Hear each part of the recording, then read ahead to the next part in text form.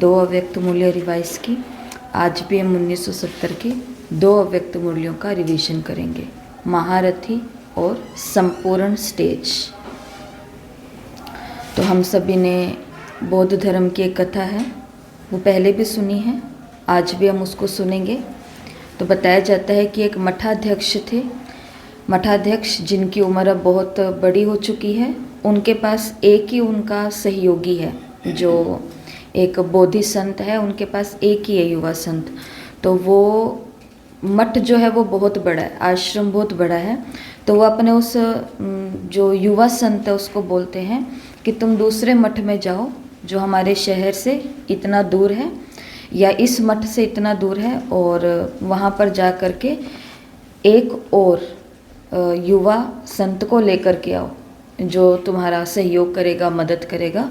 तो वो क्योंकि मठाध्यक्ष बहुत बड़े हैं और बहुत अनुभवी भी हैं, तो ये जो युवा संत होता है ये उनको बोलता है कि आपकी सेवा के लिए मैं एक नहीं 10 युवा संतों को लेकर के आऊँगा।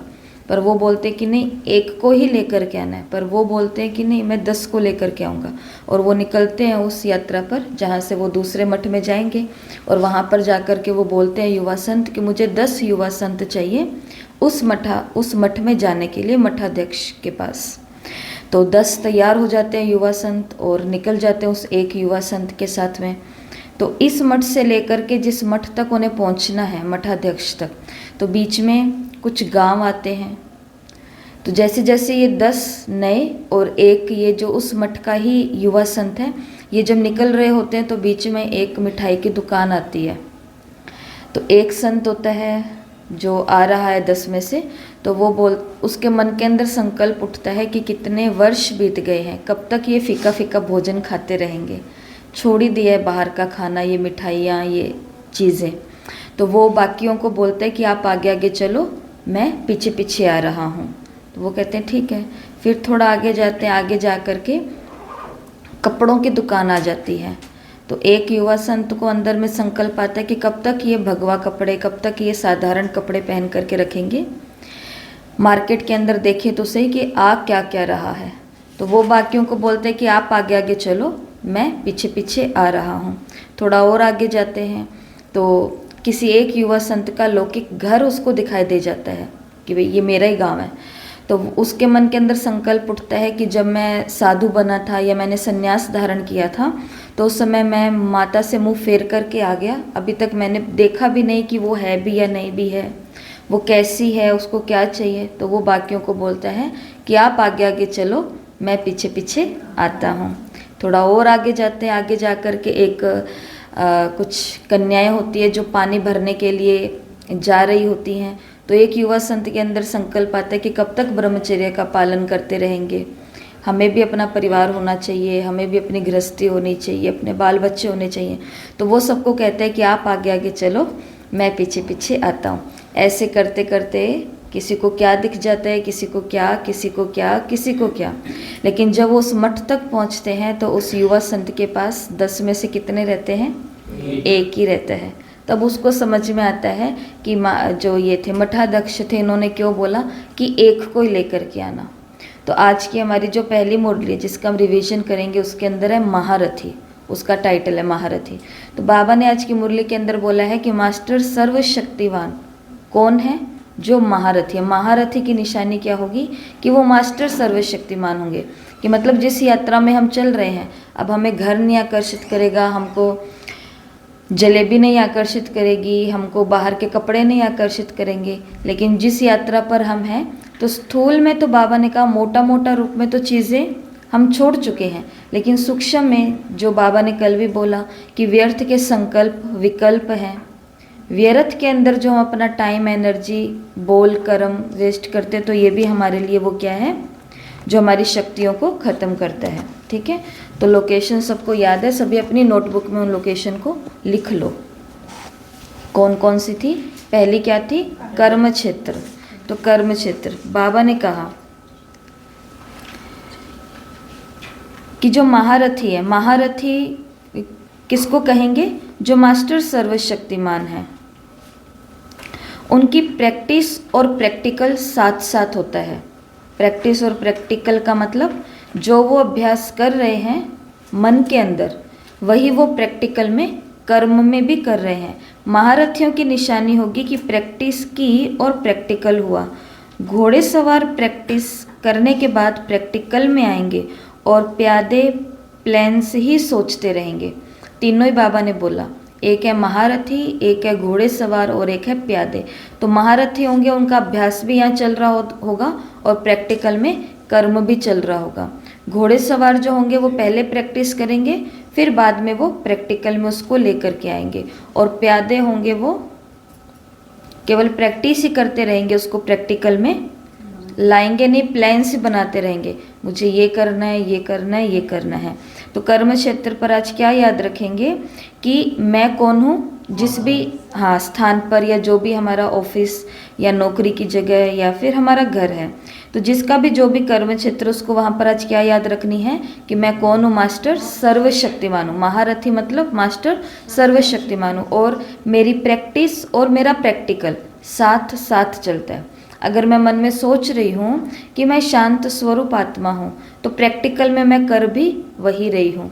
मैं सुख स्वरूप आत्मा हूँ, तो प्रैक्टिकल में भी वही कर रही हूँ। ठीक है, तो कर्म क्षेत्र पर क्या याद रखेंगे, प्रैक्टिस और प्रैक्टिकल साथ साथ। और वहाँ पर आज हम कौन है, मास्टर सर्वशक्तिमान है। और कर्म क्षेत्र के बाद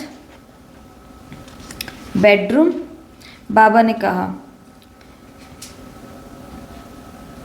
कि बाप दादा के संस्कार सभी के संस्कारों में देखने में आए। अपने संस्कार नहीं, सभी के संस्कारों को मिटाकर कौन से संस्कार भरने हैं, बाप दादा के। तो सभी को साक्षात्कार हो कि ये साक्षात बाप दादा बनकर ही निकले हैं, ये साक्षात बाप दादा बनकर ही निकले हैं। ऐसा सभी को करना है। कोई भी पुराना संकल्प संस्कार सामने नहीं आए, पहले ये भेंट करो कि ये बाप दादा के संस्कार हैं। अगर बाप दादा के संस्कार नहीं हैं तो उन संस्कारों को टच भी नहीं करो। बुद्धि में संकल्प रूप में भी टच नहीं हो, जैसे क्रिमिनल चीज़ को टच नहीं करते, वैसे अगर बाप दादा के समान संस्कार नहीं हैं तो इन संस्कारों को टच नहीं करना है। जैसे नियम रखते हो ना कि ये नहीं करना, फिर भल क्या भी परिस्थिति आती है लेकिन आप वो नहीं करते हो, परिस्थिति का सामना करते हो क्योंकि लक्ष्य है कि ये करना है। वैसे ही जो अपने संस्कार बाप दादा के समान नहीं हैं, उनको बिल्कुल भी टच नहीं करना। तो ये थी पूरी डिटेल। लेकिन बेडरूम में आज क्या याद रखना है, बाप दादा के संस्कार है वही हमारे संस्कार, कि डू नॉट टच, कि जो बाबा के संस्कार नहीं हैं वो मुझे टच नहीं करने। जैसे कल आपको एक दो दिन पहले आपको बताया था कि खुद के किन किन चीज़ों से हमें साक्षी होना है। तो उसमें पहला क्या था, अपने शरीर की संवेदनाओं से। तो जब हम बेडरूम में जाएंगे या बेड पर जाएंगे तो यहाँ तक हमको संस्कार तो जो बाबा के समान नहीं है उनको भी टच नहीं करना, लेकिन जो बहुत बड़े महारथी हैं वो बोलते हैं कि अपने शरीर को भी टच नहीं करना, क्योंकि शरीर में भी क्या है, अलग अलग संवेदनाएं हैं। तो आज बेड पर जाते क्या करना है, डू नॉट टच, टच नहीं करना। क्या टच नहीं करना, जो संस्कार बाप के समान नहीं हैं उन संस्कारों को बाबा ने कहा तुम्हें टच भी नहीं करना। तो हमारे फिर बोल, ये सारी डिटेल आपको सुना दी है कि कैसे फिर हमारे बोल, हमारे कर्म बाप के समान सबको महसूस होंगे और सब क्या कहेंगे कि ये तो साक्षात बाप दादा ही बन करके निकले हैं। तो कर्म क्षेत्र पर क्या है आज, मास्टर सर्वशक्तिमान हूँ, मेरी प्रैक्टिस और प्रैक्टिकल साथ साथ होती है। ठीक है, और फिर उसके बाद में बेडरूम में आज क्या करना है, जो बाबा के संस्कार नहीं है वो टच नहीं करने, वो मेरे भी नहीं है। ठीक है, मार्केट के अंदर आज एक नई दुकान खुली है, उस नई दुकान का नाम है थॉट कंट्रोल, संकल्पों को कंट्रोल करना है। बाबा ने इसके लिए कहा कि वो लोग बर्थ कंट्रोल करते हैं, ये है संकल्पों की उत्पत्ति। तो ये बर्थ है, ये भी एक बर्थ है, ये भी एक जन्म है। वहाँ वो जनसंख्या आती में जाती है, यहाँ फिर संकल्पों की संख्या आती में जाती है। और बाबा ने कितनी सुंदर बात कही, पुरुषार्थ की कमजोरी का कारण संकल्पों की रचना ही होती है। पुरुषार्थ हमारा कमज़ोर क्यों होता है, क्योंकि हमारे संकल्प वो चल रहे हैं जो पुरुषार्थ के लिए ज़रूरी नहीं है। इसलिए अब इनका नामो निशान भी ख़त्म कर दो। तो आज मार्केट में हमने एक नई दुकान खोली है, इस नई दुकान का नाम क्या है, थॉट कंट्रोल, संकल्पों को कंट्रोल करना है। बाबा ने कहा जैसे उधर बर्थ कंट्रोल होती है, तो बर्थ कंट्रोल के लिए उन्होंने जो भी आयोजन करके रखे हैं, बाबा ने बोला यहाँ पर भी संकल्पों का क्या होता है, जन्म होता है, उत्पत्ति होती है, और इनकी संख्या अति में चली जाती है, और यही पुरुषार्थ की क्या है, कमजोरी है। ठीक है, तो मार्केट में क्या खुली है आज, संकल्प कंट्रोल करने की दुकान खुली है।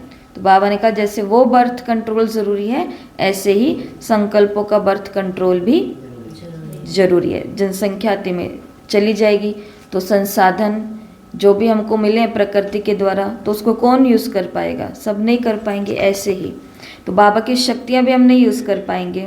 और मार्केट के बाद कहाँ गए हम, ग्राउंड में बाबा ने आज कहा, ग्राउंड में हम बाबा की ये पॉइंट रखेंगे कि जो साक्षी बनते हैं उनका ही दृष्टांत देखने में आता है, तो साक्षी दृष्टा का सबूत और दृष्टांत के रूप सामने रखने हैं, बुद्धि से उपराम और संस्कारों से भी उपराम। तो आज ग्राउंड के अंदर सोचो, कुछ ऐसी चीज़ें हो रही है जो देखने लायक नहीं है, कुछ लड़ाई झगड़े हो रहे हैं, कुछ विरोध हो रहे हैं, कुछ और हो रहा है, या कुछ नॉनवेज या कुछ भी आप देख लो, जो भी आपको लगे। और ये सब चीज़ें देखते हुए, क्योंकि ये भी ड्रामा के अंदर भावी है, कहीं पर भूकंप आता है तो अब उसमें हम क्या कर सकते हैं, कहीं पर अकाल पड़ गया तो क्या कर सकते हैं, कहीं बाढ़ आ गई तो क्या कर सकते हैं, वहाँ पर क्या करेंगे हम, साक्षी होकर के, उपराम अवस्था में स्थित होकर के, तो उनको सकाश देंगे, सहयोग देंगे, मनसा सेवा करेंगे। तो बाबा ने भी बोला कि हमको क्या बनना है, बाप समान साक्षी बनना है। और ये साक्षी बनने के लिए क्या करना पड़ेगा, बुद्धि से उपराम और संस्कारों से भी उपराम, जिसके अंदर बाबा ने आगे डिटेल में कहा कि जब हम ये कहते हैं कि मैं ये समझती हूँ, मुझे ये सही लगता है, तो बाबा ने कहा इस मेरेपन से भी अब क्या जाना है, उपराम जाना है। तो ग्राउंड में क्या जाना है हमें, उपराम। किससे, अपनी बुद्धि से भी उपराम और अपने संस्कारों से भी उपराम। और पांचवा था एटीएम। आज 4 काम हमें करने हैं, ये आज का होमवर्क भी है। पूरे दिन में जो आज बाबा ने कहा कि मैं और मेरा, तू और तेरा, एटीएम, मैं और मेरा, तू और तेरा, बाबा ने कहा इन चारों शब्दों को मिटाना है। और अगर ये 4 शब्द मिट गए तो संपूर्णता दूर नहीं है। कौन से 4 शब्द मिटाने हैं, मैं और मेरा, तुम और तेरा, तुम और तेरा, तो ये 4 शब्द मिटाने। तो आज का होमवर्क क्या है, आज पूरे दिन में, आज का होमवर्क है, आज पूरे दिन में इन 4 शब्दों को बोलना ही नहीं है। ये पेन किसका है, बाबा का। ये मोबाइल किसका है, ये मोबाइल किसका है, ये माइक, ये कॉपी, जो आपके पास में फ़ोन है वो किसका है। तो आज पूरे दिन में ये तपस्या करनी है कि पूरे दिन में मेरे मुंह से आज मैं और मेरा नहीं निकले, तू और तेरा। जैसे दादियों को हमने देखा ना, दादी, जैसे दादी प्रकाशमणि की किसी ने वीडियो देखी हुई, जैसे हमने देखी हुई, तो वो हमेशा क्या बोलते थे कि दादी ऐसा कहती है, दादी ये कहना चाहती है, दादी को ये संकल्प आया, दादी मुरली सुनाने। तो मतलब वो हर चीज़ में खुद को ऐसा बोलते थे। तो पहली बारी को सुनेगा तो उनको लगेगा कि शायद ये कोई और के बारे में बात कर रहे हैं, लेकिन वो बात किसके लिए होती थी, खुद के लिए होती थी। तो या तो आज अपना नया नामकरण करो कुछ भी, कि फरिश्ता हूँ या ये हूँ, महारथी हूँ, मास्टर सर्वशक्तिमान हूँ। ये फ़ोन किसका है, महारथी का है। कौन महारथी, बोलना तो है ही नहीं, इशारे का काम करना है, ठीक है, कुछ भी। तो आज पूरे दिन में, तो ये बाबा ने आज एटीएम पर हम इस वाक्य को सेट करेंगे कि एटीएम के अंदर जैसे एंट्री होती है, तो एटीएम में आज उनकी एंट्री नहीं है जो तू, तेरा और मैं, मेरा करते हैं। एटीएम के अंदर आज उनकी एंट्री नहीं है। एटीएम मतलब संपूर्णता, संपूर्णता में आज उनकी एंट्री नहीं है जो मैं और मेरा, तुम और तेरा करते हैं। इन 5 को पहले रिपीट करते हैं। कर्म क्षेत्र में क्या है, बिना देखे बोलेंगे, मास्टर सर्वशक्तिमान। मास्टर सर्वशक्तिमान मतलब महारथी, और महारथी का मतलब जो प्रैक्टिस और प्रैक्टिकल एक साथ चल रहे हैं, ठीक है। उसके बाद में बेडरूम में आज क्या करना है, जो बाबा के संस्कार नहीं हैं उन संस्कारों को हमें टच भी नहीं करना है। फिर उसके बाद में ग्राउंड, मार्केट। मार्केट। मार्केट में आज नई दुकान खुली है, क्या है उस नई दुकान का नाम? बर्थ कंट्रोल नहीं, संकल्प या थॉट कंट्रोल शॉप हम बोल सकते हैं, संकल्पों का कंट्रोल। तो बाबा ने कहा ये संकल्पों का कंट्रोल ही हम नहीं कर रहे हैं और ये संकल्प पत्ती में जा रहे हैं और वही हमें पुरुषार्थ वैसा नहीं करने दे रहे जैसा हमें करना है। फिर उसके बाद में ग्राउंड, ग्राउंड में क्या है? उपराम। उपराम, बुद्धि से उपराम और अपने संस्कारों। तो ये देखो ना, आज ग्राउंड के अंदर जैसे फरिश्ते थोड़ा ऊपर होते हैं, देवताओं के बारे में बोलते हैं कि देवताओं के पैर जमीन पर नहीं लगते हैं, तो आज ग्राउंड में देखो कि मैं भी क्या हो गई हूँ, थोड़ा ऊपर, उपराम हो गए हैं बुद्धि से और संस्कारों से। फिर बाद में एटीएम, मैं और मेरा, तुम और तेरा। बाबा ने कहा ये 4 शब्द यूज करते तभी संपूर्णता नहीं आ रही है, तो इन 4 शब्दों को अब क्या कर देना है? बंद कर देना है। उसके आगे बाबा ने डिटेल बहुत कही है, तो वो आप आगे घर पे तो मुरली पढ़ेंगे तो आपको दिखेगा। फिर उसके बाद आज एक दुकान जो है, अगली लोकेशन शॉप है ना, तो शॉप के अंदर आज क्या कर देना है? जैसे पहले के टाइम में क्या होता था, कुछ समय पहले कि लोग पैसे की लेन देन नहीं करते थे, सामान इधर से ले लेते थे और इधर से अपने वाला सामान उनको दे देते थे। तो आज हम जिस शॉप पर गए हैं तो वहाँ से हमने जो भी सामान हमारा ज़रूरत का वो लिया और बदले में उनको क्या दे करके आए हैं? सोने की चैन दे करके आए हैं, सोने की चैन। ठीक है, चैन मतलब जंजीर। बाबा ने बोला कि ये सोने की जंजीरें भी कम नहीं हैं, वो जंजीर अपनी तरफ खींचती है। हर एक अपने को चेक करो, बिल्कुल प्लेन, बिल्कुल बुद्धि क्या हो जाए? प्लेन हो जाए। तो सोने की जंजीरें, लोहे की जंजीरें तो हमें पता है क्या होती है लौकिक में, ये सब चीज़ें। और सोने की जंजीरें क्या हैं? वो यही हैं, तू तेरा, मैं और मेरा। मैं ये समझती हूँ, मेरा ये विचार है, मेरा ये आइडिया है, मेरी ये सेवा है, या जो भी है। तो बाबा ने कहा ये सोने की जंजीरें भी कम नहीं है। तो आज शॉप पर क्या करना है? ये जंजीरें सोने की जो मुझे अपनी तरफ आकर्षित कर रही है, इन्हें आज इस शॉप के अंदर रख देना है, छोड़ देना है, दे देना है सोने की जंजीरों को। पार्क, अगली लोकेशन है पार्क। प्रत्यक्षता बच्चों की होनी है। सर्विस के स्टेज पर प्रत्यक्ष कौन होने हैं? बच्चे। तो संपूर्णता की प्रत्यक्षता को अब स्टेज पर लेकर, ऐसे नहीं समझो कि अंत तक हमें गुप्त ही रहना है। बाप दादा का पाठ गुप्त है, बच्चों का पाठ गुप्त नहीं है। तो पार्क में आज क्या लगी हुई? एक बड़ी सारी स्टेज लगी हुई है। स्टेज के ऊपर जैसे कोई भी स्टेज होती है तो स्टेज के पीछे बैनर लगा हुआ होता है ना, कि होली स्नेह मिलन है या महिला दिवस है या शिवरात्रि है, जो भी है। तो ऐसे ही ये स्टेज पार्क के अंदर आज प्रोग्राम है, स्टेज लगी हुई, स्टेज के पीछे बैनर लगी हुई और बैनर के ऊपर क्या लिखा हुआ है? संपूर्णता की प्रत्यक्षता। तो बाबा ने आज कहा है कि लास्ट तक ही हम गुप्त थोड़ी ना रहेंगे। बाप गुप्त है लेकिन बच्चे क्या होंगे? प्रत्यक्ष होंगे। तो ऐसे नहीं सोचो कि अंत तक गुप्त ही रहेंगे। बाप का पाठ गुप्त है, बच्चों का पाठ गुप्त नहीं है। वो भी आगे बाबा बोलेंगे कि कैसे 4 प्रकार के बच्चे होते हैं। तो आज पार्क में क्या है? संपूर्ण प्रत्यक्षता की स्टेज लगी हुई है और बाबा ने कहा अब जाओ उस स्टेज के ऊपर, गुप्त नहीं रहना, अब क्या होना है? तुम्हें प्रत्यक्ष होना है। तो शॉप पर हम क्या दे करके आए हैं? सोने की जंजीरें, सोने की चैन, सोने की जंजीर। ठीक है, और इधर पार्क में क्या हुआ? स्टेज लगी हुई है और स्टेज के पीछे बैनर क्या है? प्रत्यक्षता या संपूर्ण प्रत्यक्षता। तो बाबा ने कहा अब हमारा तो हिम्मत नहीं हो रही है स्टेज पर आने की, लेकिन बाबा कह रहे मेरा काम पाठ गुप्त है, लेकिन तुम्हें स्टेज पर क्या होना है? प्रत्यक्ष होना है। ठीक है, अगला है पेट्रोल पंप। अगली लोकेशन पेट्रोल पंप। अब देखो पेट्रोल पंप के लिए हम कौन सी बाबा की महावाक्य ले सकते हैं? अब मुख्य सर्विस है ही अपनी वृत्ति और दृष्टि को पलटाना।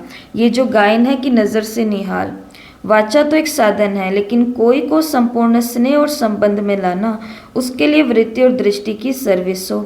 ये सर्विस एक स्थान पर बैठे हुए अनेकों की कर सकते हो। ये है प्रत्यक्ष, ये प्रत्यक्ष स्वरूप देखेंगे। तो आज पेट्रोल पंप पर क्या कर रहे हैं हम? अपनी वृत्ति और दृष्टि से सबकी सेवा कर रहे हैं।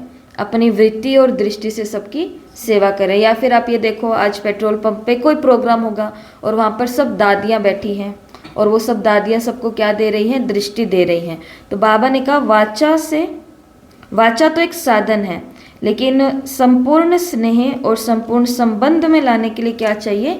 वृत्ति और दृष्टि चाहिए। उनके लिए अंदर में शुभ भावना, शुभ कामना चाहिए। ऊपर से तो हमने उनको कह दिया, ज्ञान सुना दिया, बाबा का परिचय दे दिया, लेकिन उनकी धरनी के अंदर बीज तो डाल दिया, लेकिन बीज तो डाल दिया, उसके बाद में उसको रोज रोज हम पानी नहीं दे रहे हैं। तो उसके लिए क्या करना पड़ेगा? वृत्ति और दृष्टि। तो वृत्ति और दृष्टि को बाबा ने कहा पलटाना है। ये है मुख्य सर्विस। तो मुख्य सर्विस क्या है? वृत्ति और दृष्टि को पलटाना। फिर उसके बाद में है हॉस्पिटल। कोई भी बात में फील करना, ये फेल होने की निशानी है। कोई भी बात में फील होता है, कोई के संस्कारों में, संपर्क में, कोई की सर्विस में फील किया तो माना फेल। तो हॉस्पिटल में आज मानो इंजेक्शन ही लगवाने के लिए गए हैं खुद को, लेकिन आज इसको हमें बिल्कुल भी फील नहीं करना, मतलब कोई भी बात को फील नहीं करना। मेन बाबा का यही कहना है कि कोई सेवा की बात है, कोई संस्कारों की बात है, या कोई भी बात है, उस कोई भी बात को मैं फील नहीं करना। फील करने का मतलब फेल।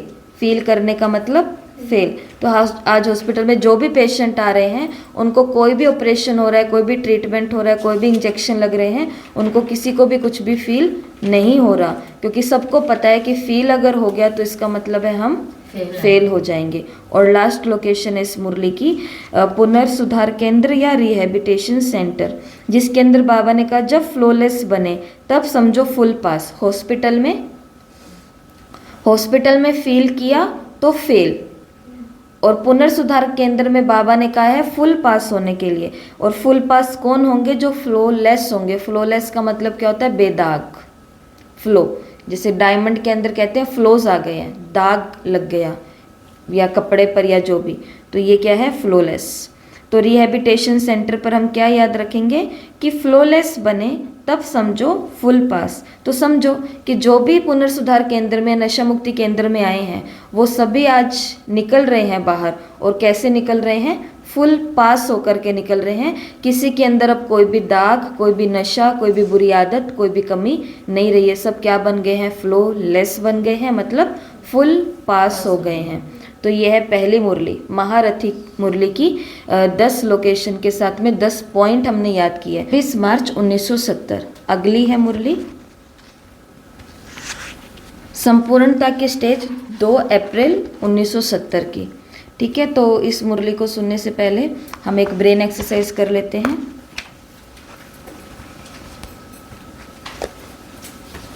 तो ये है अग्नि। 5 अंगुलियां हैं, 5 तत्वों के लिए होती है। ये सबको उस दिन भी बताया था, आज भी बता रहे हैं। तो ये है अग्नि तत्व, ठीक है। ये है वायु तत्व, ये है आकाश तत्व, ये है पृथ्वी तत्व और ये है जल तत्व, ठीक है। तो आज की ब्रेन एक्सरसाइज है या ब्रेन जिम है, ऐसे करो या फिर कैसे भी करो हाथ। तो जब बोलेंगे अग्नि तो उस समय क्या करना है? अंगूठे को पहले क्लॉकवाइज और फिर मतलब सीधा और उल्टा दोनों घुमाना है। इधर भी घुमाना है और इधर भी घुमाना है, ठीक है। अग्नि। फिर अगला है वायु, वायु ऐसे भी और फिर एंटी क्लॉक उल्टा भी। फिर उसके बाद है आकाश, तो इसको भी ऐसा और इसको भी ऐसा, ठीक है। उसके बाद है पृथ्वी। ये थोड़ा मुश्किल है पृथ्वी। देखो पृथ्वी और भूचाल आना, भूचाल आएगा तो सब हिल ही जाएगा ना। इसके लिए ये अंगुली ऐसे नहीं घूमे, तो इसको इधर ऐसे किधर भी अपने पास लगा करके या कहीं पर भी लगा करके इसको ऐसे से घुमाओ। मैंने अंगुली को घुमाना सीधा भी और उल्टा भी, ठीक है। अगला है जल, तो इसको भी ऐसा और इसको भी ऐसा, ठीक है।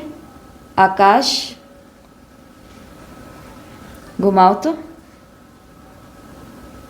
अग्नि, अग्नि, अग्नि, ये है आकाश। जल, जल, वायु, वायु, वायु पहली पहली पहली,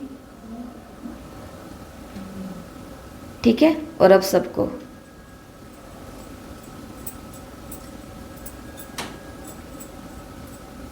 ठीक है। तो ये दिन में टाइम निकाल करके करना है, क्योंकि पांचों तत्वों को हमें मजबूत अपने अंदर रखना है। 5 तत्वों का ही तो सारा खेल है। तो ये थी पहली मुरली। और अगली मुरली, अगली मुरली की पहली लोकेशन क्या है? Railway station. तो रेलवे स्टेशन पर क्या होती है? बहुत ट्रेनें आ रही है, बहुत ट्रेनें जा रही है, लोग आ रहे हैं, लोग जा रहे हैं, कोई सामान रख रहा है, किसी की ट्रेन छूट रही है, कोई भाग रहा है, कोई भगा रहा है, कोई सामान पकड़ा रहा है, कोई क्या चाय पकड़ा रहा है, कोई कुछ पकड़ा रहा है। तो बहुत आवाज़ है। बाबा ने कहा अभी आवाज़ में और अभी अभी आवाज़ से परे, 1 सेकंड में आवाज़ में आना और 1 सेकंड में आवाज़ से परे जाना, इस शक्ति को इस शक्ति की प्रैक्टिस झलक चेहरे पर नहीं देखते। जब ऐसी अवस्था हो जाएगी कि अभी अभी आवाज़ में और अभी अभी आवाज़ से परे। तो बाबा ने क्या बोला कि अभी अभी। तो आज रेलवे स्टेशन पर क्या याद रखेंगे? सब तरफ क्या है? आवाज़ है। और मैं क्या हो रही हूँ? आवाज़ से परे हो रही हूँ, कुछ भी नहीं सुनाई दे रहा। जैसे उस दिन आपको बोला था साउंड साउंडलेस, याद है? Body bodiless, home dress duty dress, और लास्ट क्या था? Time timeless. कि अभी अभी आवाज़ में, अभी अभी आवाज़ से परे, अभी अभी इस ड्रेस में, अभी अभी इस ड्रेस से भी परे, अभी अभी समय की सीमा में, अभी अभी समय से भी परे, और अभी अभी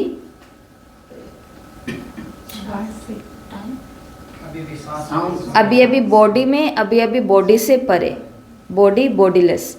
तो आज क्या करना है? रेलवे स्टेशन पर क्या याद रखना है कि बहुत आवाज़ें हैं और मुझे क्या जाना है? अभी अभी आवाज़ में और अभी अभी आवाज़ से परे। बाबा कहते हैं ये प्रैक्टिस की झलक अभी इतनी नहीं दिखाई दे रही है। तो अभी ऐसी अवस्था करनी है कि 1 सेकंड में आवाज़ में और 1 सेकंड में आवाज़ से परे।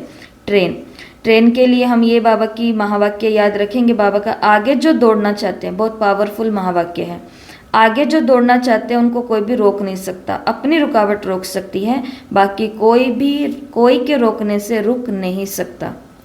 कितना सुंदर महावाक्य है कि जिस व्यक्ति ने ठान लिया कि मुझे तीव्र पुरुषार्थ करना है, मुझे रोज़ ये सेवा करनी है, मुझे रोज़ ये आत्माओं को जगाना है, मुझे रोज़ ये पढ़ाई पढ़नी है, या जो भी है। तो बाबा ने कहा आगे दौड़ना चाहते हो तो उनको कोई भी रुकावट नहीं रोक सकती। तो ट्रेन भी छुक छुक छुक दौड़ रही है और हम ट्रेन के अंदर है। हम भी आज ट्रेन में क्या कर रहे हैं? दौड़ रहे हैं, और कोई भी रुकावट आज हमें रोक नहीं सकती। बाबा ने कहा रोक सकता है तो कौन रोक सकता है? सिर्फ अपनी रुकावट ही रोक सकती है। अपना ही मन हमने कमज़ोर कर लिया, अपनी ही अवस्था हमने नीचे करके रखी है, या अपनी थॉट का कंट्रोल नहीं है, विचार अति में चल रहे हैं, कुछ भी सोच रहे हैं, तो फिर हम खुद को रोक सकते हैं इस पुरुषार्थ में। बाकी बाबा ने कहा बाकी कोई के रोकने से नहीं रुक सकता। ठीक है। तो रेलवे स्टेशन पर क्या है? अभी अभी आवाज़ में और अभी अभी आवाज़ से परे। ट्रेन के अंदर दौड़ना है, और बाबा ने कहा इस दौड़ के अंदर कोई भी रुकावट रोक नहीं सकती, कोई भी रुकावट नहीं रोक सकती। और फिर अगली लोकेशन थी एयरपोर्ट। एयरपोर्ट पर आज क्या है? सभी दादियाँ हैं, आगे आगे चल रही हैं, और जो पांडव हैं, जो भाई हैं, उनके पीछे पीछे चल रहे हैं। तो बाबा ने बोला आज सभी को ही भाई बन जाना है इस पॉइंट के लिए। तो गार्ड पीछे रहते हैं ना, आप पीछे वाले गार्ड हो या आगे वाले? कौन सी जगह अच्छी लगती है? गार्ड पीछे रहते हैं, गाइड आगे रहते हैं। तो गाइड तो आगे ही हैं, नहीं तो पांडव गार्ड बनकर शक्तियों की रखवाली के लिए निमित्त बने हुए हैं। पांडवों को पीछे रहकर शक्तियों को आगे करना है, गाइड नहीं बनना है, गार्ड बनना है। तो आज क्या बन गए? हम सभी पांडव बन गए हैं, और पांडव क्या है? शक्तियों के गार्ड हैं। पीछे पीछे दादियाँ आगे आगे और पांडव पीछे पीछे। तो गाइड नहीं बनना है, हमको क्या बनना है? गार्ड बनना है। गार्ड क्या होता है? जो पीछे रक्षा के लिए होते हैं ना, जैसे बॉडीगार्ड बोलते हैं। तो ये है एयरपोर्ट पे क्या है? सभी दादियों को देखना, छोटी छोटी स्टोरी बनानी है। सभी दादियाँ आगे आगे और सभी पांडव गार्ड बन करके पीछे पीछे। आगे वाले हैं गाइड, पीछे वाले हैं गार्ड। बाबा ने कहा अगर आगे डिटेल में बाबा ने बोला है अगर गार्ड जो है वो आगे हो जाएंगे तो बाबा ने कहा उनको फिर गड़बड़ी हो जाएगी, इसके लिए गार्ड पीछे गाइड आगे आगे। तो एयरपोर्ट पे क्या है, एयरपोर्ट पे क्या है, शक्तियाँ गाइड, पांडव पीछे है। तो इस सीन को देख करके मुझे क्या याद आता है कि ये गाइड आगे आगे चल रहे हैं और हम गार्ड इनकी रखवाली के लिए, इनकी सुरक्षा के लिए पीछे पीछे चल रहे हैं। एयरपोर्ट से बाहर निकले तो कहाँ पहुँचे, फ्लाइट में, एरोप्लेन में, हवाई जहाज में। तो फ्लाइट क्या है, बहुत साफ है, बहुत बहुत साफ है। बाबा ने कहा जब सफाई होती है तो सभी वस्तुएं स्पष्ट देखने में आती हैं।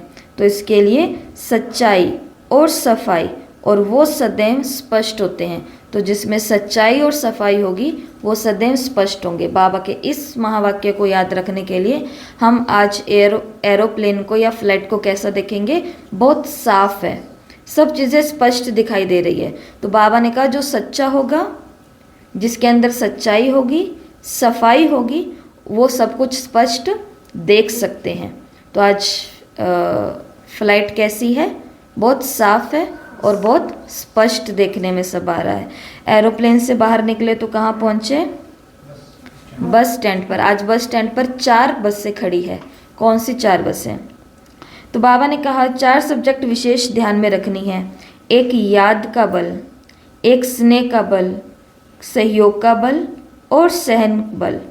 ये 4 बातें विशेष इस भट्टी की सब्जेक्ट है। तो 4 बसें हैं। एक बस का नाम क्या है, याद। एक बस का नाम है स्नेह। एक का याद, एक का स्नेह, एक का सहयोग और एक का सहन। ठीक है, याद, स्नेह, सहयोग और सहन। तो ये 4 बसें हैं। तो बाबा ने कहा हमें कौन से 4 बल पर ध्यान देना है, इन 4 पावर्स पर ध्यान देना है। याद का बल, स्नेह का बल, सहयोग का बल और सहनशीलता का बल, जो कल भी बाबा ने बोला। बस कल वाले में क्या था, कल वाले में याद के बल की जगह संगठन का बल था। आज संगठन के बल की जगह याद का बल है। तो ये चारों ही बल बाबा ने कहा हमें अपने अंदर धारण करने। कौन से 4 बल, हमारे अंदर याद का बल भी बहुत हो, सिर्फ बाकी सब चीज़ें करने से काम नहीं चलेगा, याद भी ज़रूरी है। तो याद का बल भी ज़रूरी है, स्नेह का बल भी ज़रूरी है, सहयोग का बल भी ज़रूरी है और सहन का बल भी ज़रूरी है। क्योंकि कुछ बातों को बाबा ने कहा ना, कल संस्कारों के दिल मिली ना ट्रेन में, तो उधर क्या कहा बाबा ने कि कुछ बातों को मिटाना पड़ता है, कुछ को भुलाना पड़ता है और कुछ को समाना पड़ता है। तो वही बात है, सहन का बल का मतलब ये है। तो ये थी बस स्टैंड की 4 बसें। लेकिन जब हम आगे निकले तो हमने देखा कि एक और बस भी है। तो वो कौन सी बस है, हिम्मत की बस। अगली लोकेशन क्या है, बस स्टैंड से हम कौन सी बस में बैठे, हिम्मत की बस। 4 बसें तो हमें दिखी, लेकिन हम कौन सी बस में बैठे, हिम्मत की बस। बाबा ने कहा सभी से बुद्धियों घटा स्कॉलरशिप मिलेगी या नहीं मिलेगी, अब तक वो कब होगा, जब अभी तक हिम्मत रखने पर। जितना बहुत समय से हिम्मत से चलते रहते हैं, वो बहुत समय का लिंक टूटा नहीं तो गैलअप कर सकते हैं। अगर अभी भी कारण या कारण बहुत समय की हिम्मत का लिंक टूट जाता है तो स्कॉलरशिप लेना मुश्किल है। अगर बहुत समय का लिंक अंत तक रहा तो एक्स्ट्रा हेल्प मिल सकती है। तो क्या रहना है, लिंक में रहना है, कनेक्शन में रहना है। बाबा ने कहा लिंक टूटा किससे, पढ़ाई से, सेवाओं से, या जो भी हमें चीज़ें मिल रही हैं बाबा से जोड़ने के लिए, पढ़ाई से, इन सब, मुरली से, क्लास से।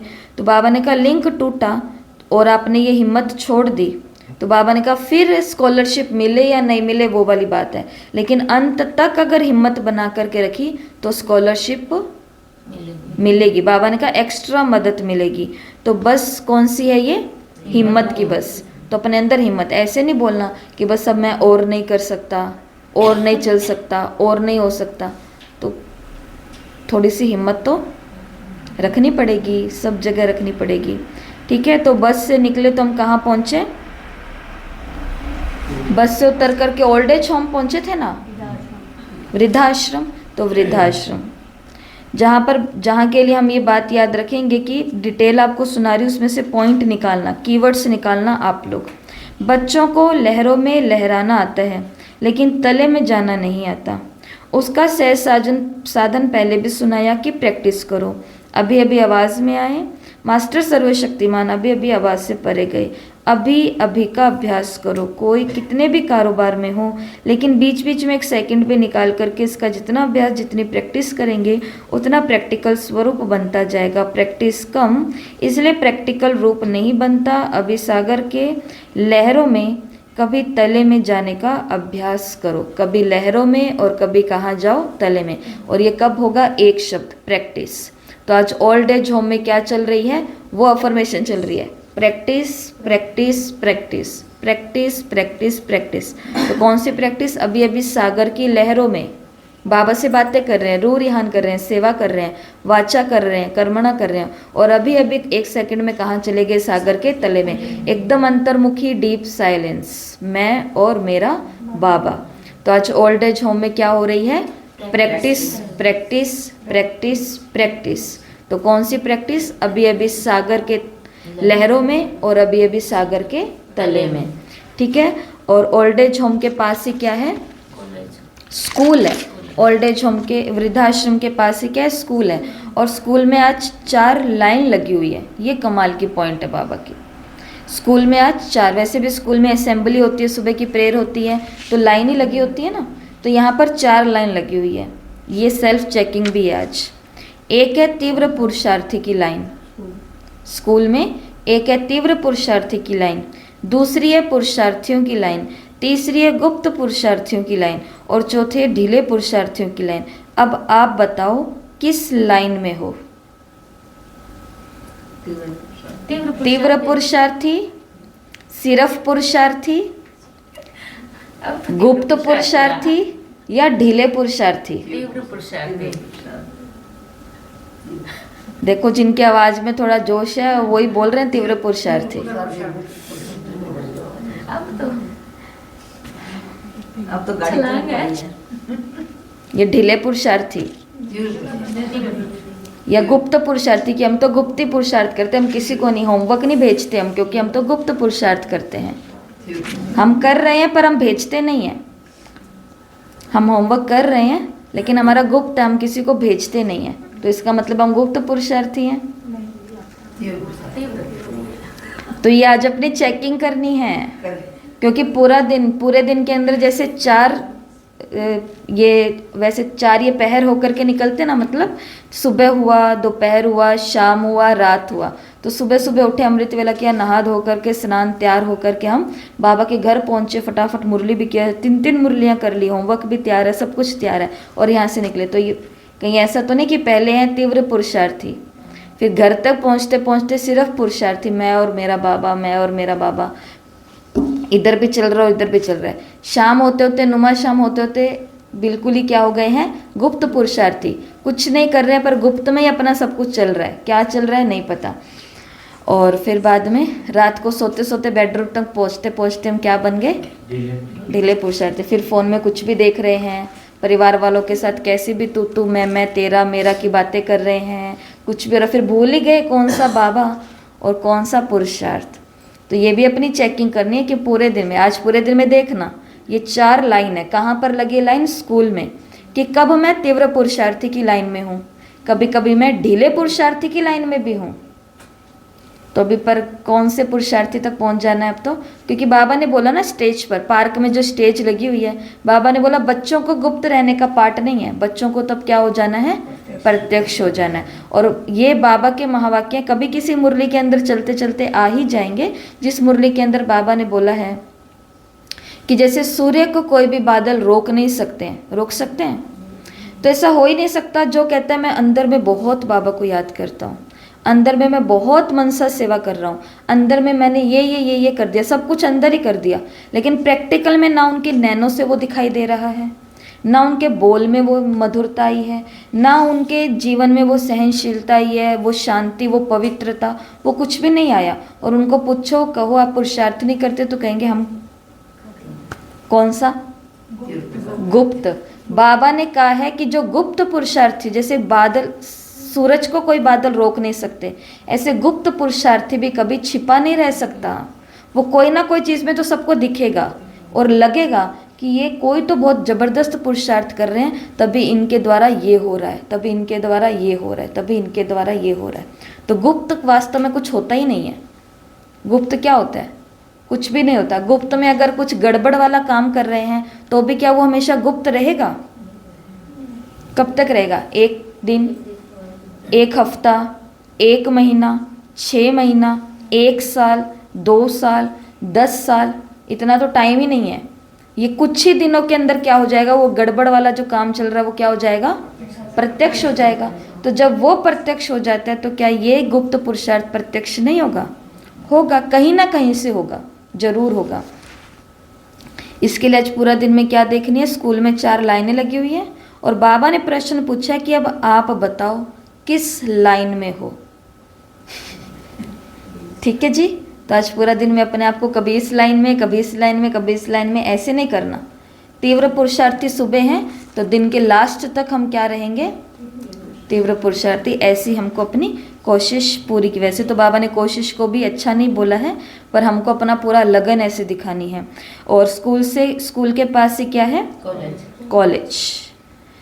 और कॉलेज का नाम है निश्चय बुद्धि विजयंती। कॉलेज का क्या नाम है?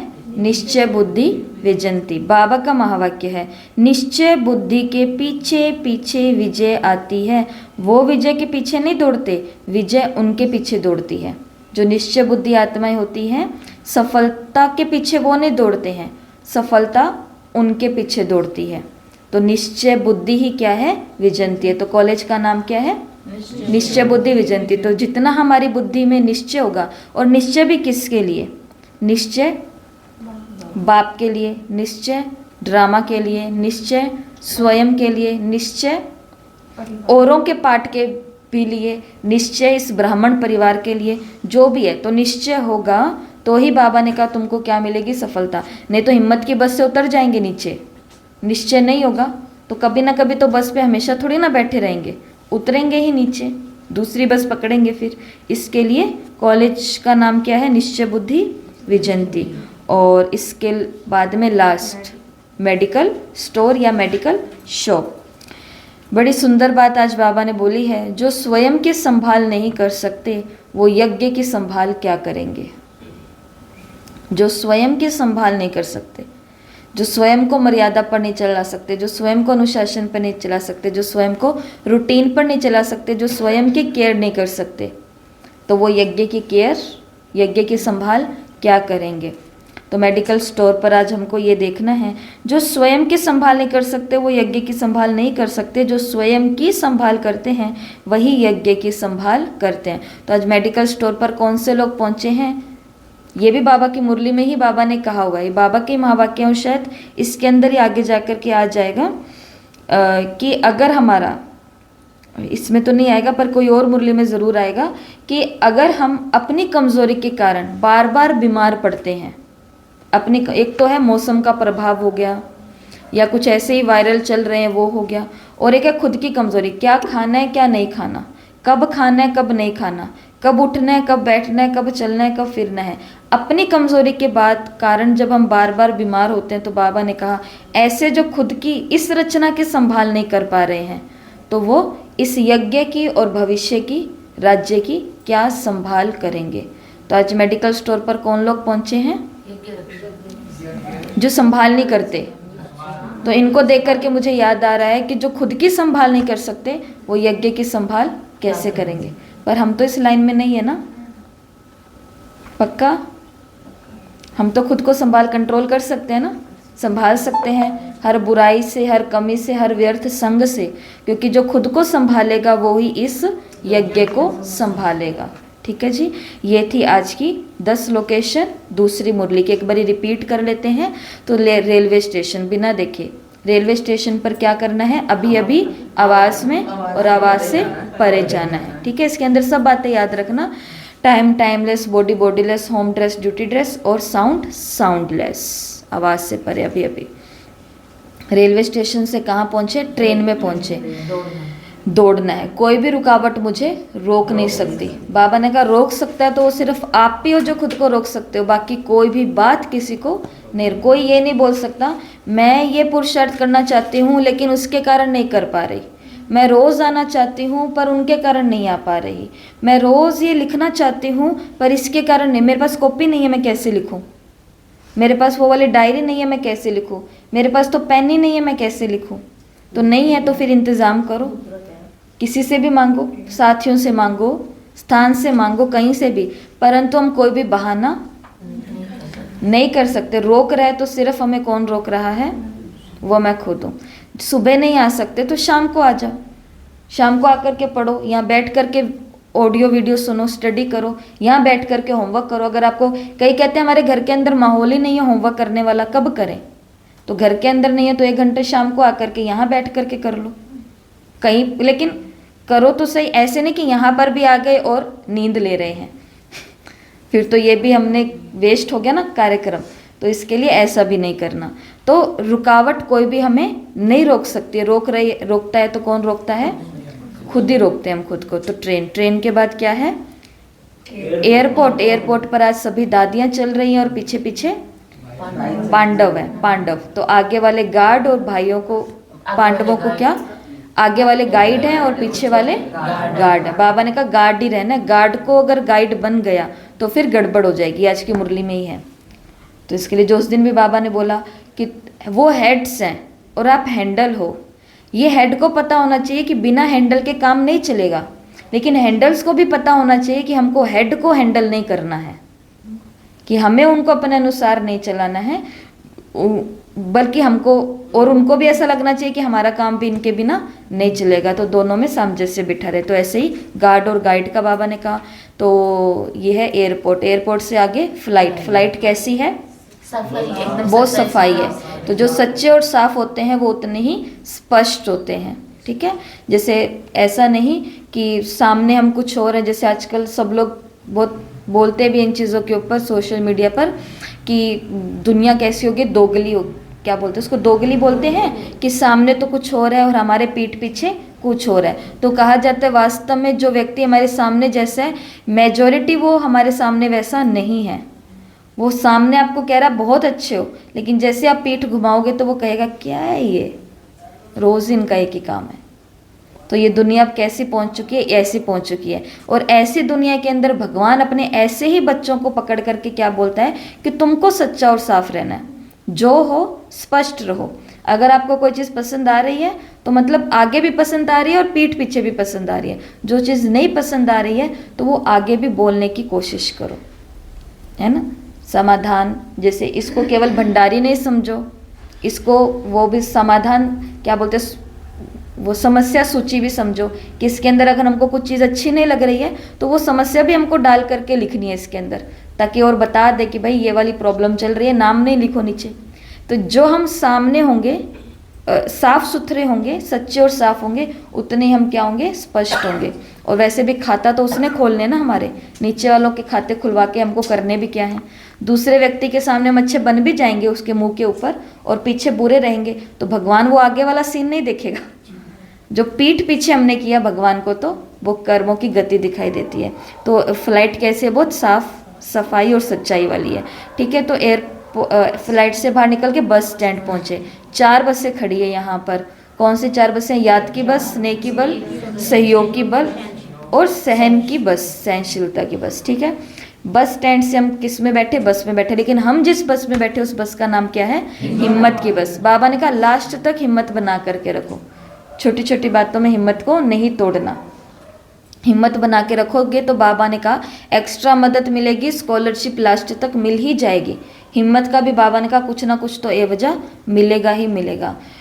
और बस से निकल करके हम कहाँ पहुँचे, वृद्धाश्रम। वृद्धाश्रम में क्या हो रही है, I practise I practise I practise I practise. अभ्यास, कौन सा अभ्यास, यही आवाज़ से परे जाने का अभ्यास, ठीक है। या फिर अभी अभी सागर की लहरों में और अभी अभी सागर के तले में।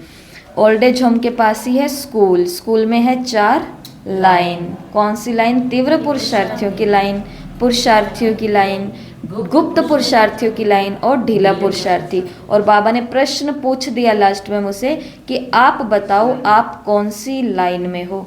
तो ये आज की चेकिंग भी है, ये आज का योग भी है कि आज पूरे दिन एक तो तू तेरा मैं मेरा नहीं करना है। कोई भी बात में घर वालों के साथ बातचीत करेंगे ना, तो ये आज हमको शब्द यूज नहीं करने हैं, या तो इशारों से काम करना है, ठीक है, या फिर अपना कुछ नाम बदल लेना है, ठीक है, जैसे भी है। और दूसरा काम आज योग क्या करना है कि अभी अभी सागर की लहरों में और अभी अभी कि मैं कौन सी लाइन में हूँ। ये अभी जैसे व्यर्थ बातें शुरू करें तो खुद के अंदर एक हिट होना चाहिए, खुद के अंदर हथौड़ा लगना चाहिए। ये ढीले पुरुषार्थी के लक्षण दिख गए मेरे अंदर। होमवर्क सारा पड़ा है और मैं आराम से खराटे मार रही हूँ, तो उसी समय अंदर हथौड़ा लगना चाहिए सोते सोते। कह रही है तो ढीला पुरुषार्थ है, पहले ये काम। नींद नहीं आती जब तक सारा काम। कल बहुत अच्छी बात है, यही तो हमारे काम आएगा ना। ये आप लोगों का तो अति अति सौभाग्य है, हम सभी का ये अति सौभाग्य है कि बाबा ने ये मुरलियों की बारिश मुरलियों की किताब हमारे इसके ऊपर खोल दी। जैसे आपको एक फ़ोटो भेजी थी एक बारी, या नहीं भेजी थी, जैसे जब हमने भट्टी की थी तो उस भट्टी के अंदर जो अभी पीछे 1 महीने पहले भट्टी चली, उसके अंदर भाई जी ने बताया था कि आप देखो ये अव्यक्त मुरली है, ठीक है, ये अव्यक्त मुरली की किताब है और ये विश्व का गोला है। तो ये विश्व के गोले के ऊपर अव्यक्त मुरली ऐसे है और पूरे विश्व इस अव्यक्त मुरली को सुन रहा है। बारिश हो रही है तो हमारे ऊपर भी बारिश शुरू हो गई ना, तो ये किसका भाग्य? हमारा भाग्य। और इस बारिश के अंदर हम सदा रहें। जैसे आपने बोला 2 बार आप मुरली को पढ़ रहे हो, तो 3-4 घंटे अगर हमारे सिर्फ पढ़ाई के निकल जाए तो ये तो फिर कितनी अच्छी बात हो गई है। तो आज हमको अपनी लाइन को भी चेक करते रहना, कौन सी लाइन में। तो स्कूल से निकल कर के कहाँ पहुँचे? कॉलेज। और कॉलेज का नाम क्या है? निश्चय बुद्धि विजयंती, ठीक है, निश्चय रहेगा तो विजय हो जाएगी। और लास्ट में मेडिकल स्टोर पे भीड़ लगी हुई है, लोग आ रहे हैं, वो जो खुद की संभाल नहीं कर सकते, और इन्हें देख करके मैं सोच रही हूँ जो खुद की नहीं संभाल कर सकते, ये यज्ञ की संभाल क्या करेंगे। और उस समय मैं अपनी भी चेकिंग कर लेती हूँ कि मुझे भी अपनी संभाल करनी है, क्योंकि बाबा चेक करता है कि जो खुद की संभाल कर सकता है वही यज्ञ की संभाल कर सकता है। इसके अंदर आप अपने भोजन को भी ऐड करो, आप अपने खाने पानी को, थोड़ा घूमना फिरना, बाहर पार्क में नहीं घूम सकते तो छत पे चले जाओ घूमने के लिए। छत भी नहीं है आपके पास घूमने के लिए, ठंड लग रही है या रात हो गई है, मच्छर काट रहे हैं, 100 प्रकार की समस्याएं हैं, पर रुकावट रोक नहीं सकती। तो आप घर के अंदर ही घूम लो। घर तो इतना होगा, घर इतना नहीं है तो कमरा इतना होगा, कमरे के अंदर ही 100 चक्कर निकाल लो, कुछ तो करो। लेकिन जो अपनी संभाल करेंगे वही क्या। और अपने कारण अगर हम बीमार होते हैं, फिर हमारी सेवा छूटती है, हमारा कुछ कुछ छूटता है, तो उसमें नुकसान किसका होता है? यज्ञ का जब नुकसान होता है तो इसका बोझ भी किस पर आता है? हम पर आते ही है ना, अनजाने पने में। तो ये थी आज की 2 मुरलियाँ और आज की ब्रेन एक्सरसाइज जो दिन में हमें करनी है, ठीक है। तो ये है अग्नि तत्व, ये है वायु तत्व, ये है आकाश तत्व, ये है पृथ्वी तत्व और ये है जल तत्व। ये है। ओम शांति। तो 1 मिनट हम साइलेंस में ही बैठेंगे और हो सके तो आंखें बंद ही कर लेंगे।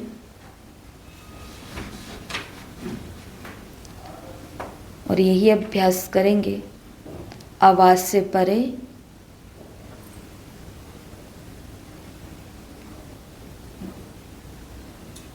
बॉडी से परे, इस ड्यूटी ड्रेस से भी परे, इस समय से परे, सागर की लहरों में नहीं, सागर के तले में।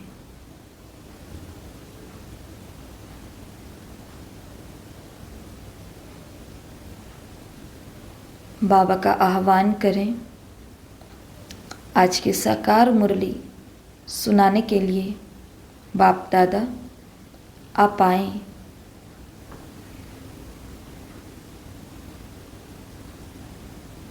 स्वयं सागर ही मेरे पास आ रहा है।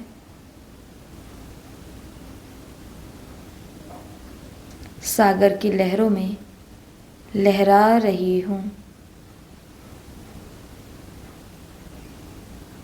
सारे संकल्प विकल्प सब रुक चुके हैं।